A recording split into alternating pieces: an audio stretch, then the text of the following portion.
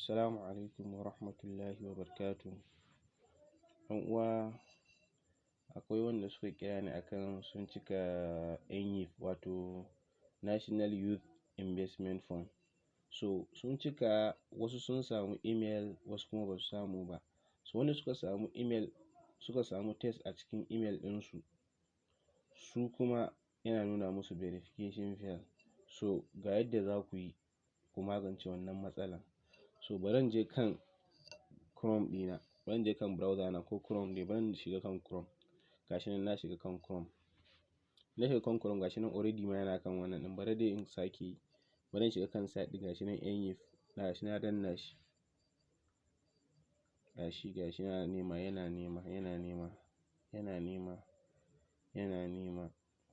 Yau gashi to ya nuna kan site ɗin. So zan je kan login. Muka duba ga wani abu login anan, zan danna login. Yauwa kun gani? So sai in shiga kan did not get verification token. Idan kuma password ne na manta, zan danna forgot password. Idan kuma email ne ba sa turo mini, zan danna me did not get verification token. So bari in danna shi.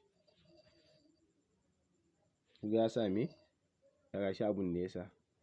The service is unavailable. So bari in ja screen ɗin waya na ƙasa.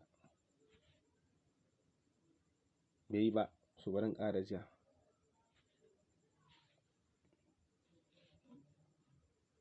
Gashi dai zan ƙara ja, ba zan gaji ba ai. Ko? So inda ina nema ne ai ba zan gaji ba, bari in ƙara ja. To kun ga gashi ya buɗe.